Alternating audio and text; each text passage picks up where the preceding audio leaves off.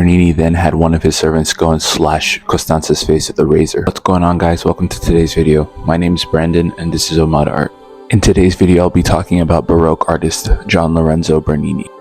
He was the sixth of 13 children between Angelica Galante and Pietro Bernini, who was a sculptor himself. He was born in Naples on December 7, 1598. He started working under his father, who was later summoned to Rome, where he was invited to work on the Basilica Santa Maria Maggiore in 1606. Bernini's first sculpture was the goat Amalthea with the infant Jupiter and a faun.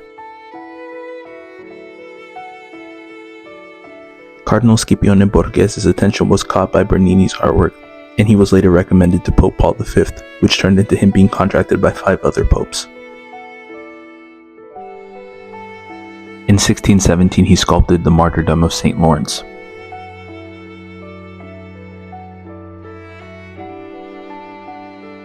It's believed that Bernini took inspiration from Michelangelo's creation of Adam and Christ's contorted body in Michelangelo's Pieta. The expression on the saint's face is believed to show how you can transcend pain through contact with the divine. Bernini's son Domenico wrote in his biography that he stood next to smoldering coals with a mirror in order to capture the expression of pain on his face and to a small degree experienced the martyrdom of the saint. Between 1618 and 1625, he created these works for Cardinal Borghese: Aeneas, Anchises, and Ascanius,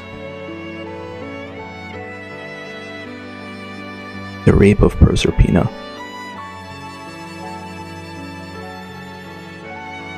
Apollo and Daphne, and a statue of David. This right here, it sealed the deal for me on Gian Lorenzo Bernini's greatness, because it was crazy to me how he was able to capture the softness of the female form in stone. The crazy thing about this sculpture was that the subject matter was mostly tackled by artists because of how dynamic the positioning is. Look at all the craziness in the details of her hands as they turned into branches. You would generally want your sculptures to have a low center of gravity, so Apollo's extended leg was super risky on Bernini's part. He created contrast and gave the statue a more lifelike quality by highly polishing the skin and leaving the hair a lot more matte and rough. With his David, he deviated from the traditional forward-facing poised style used by artists like Michelangelo, Donatello, and Verrocchio, and instead chose the moment of attack. He also worked with his brother Luigi. I'm Luigi! In 1636, he began an affair with his assistant Matteo Bonarelli's wife, Costanza Piccolomini.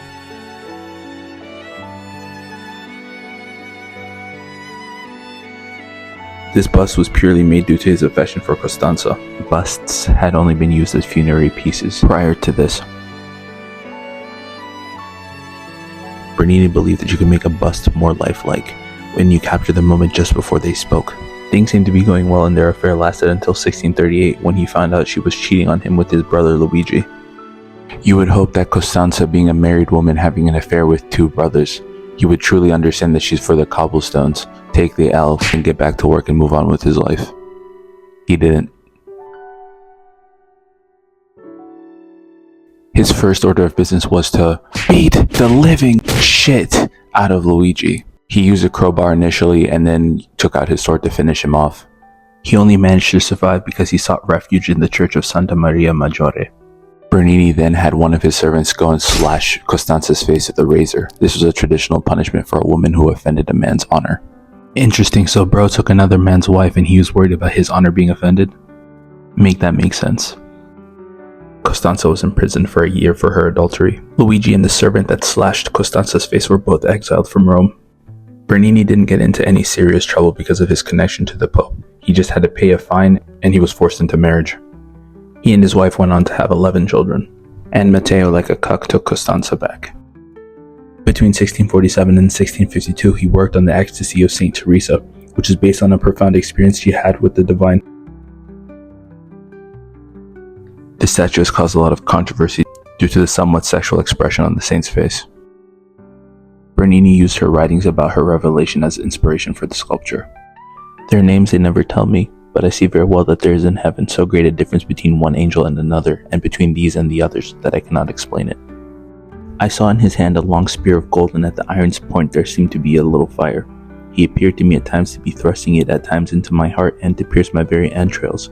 When he drew it out, he seemed to draw them out also, and to leave me all on fire with the great love of God. The pain was so great that it made me moan. Pause.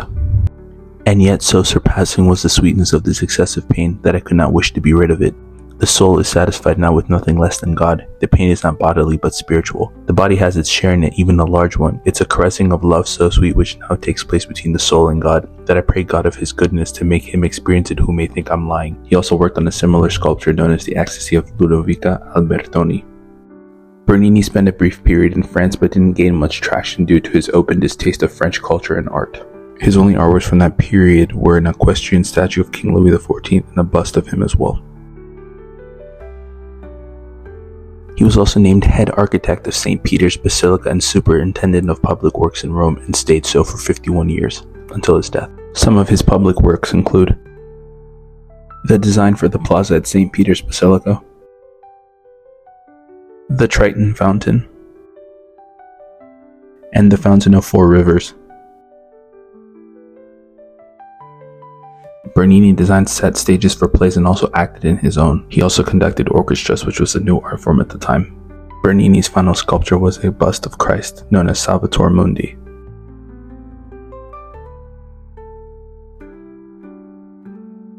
He died on November 28, 1680, at the age of 81, and was buried alongside his parents at the Church of Santa Maria Maggiore. Thanks for watching. Please consider liking and subscribing. Till the next one.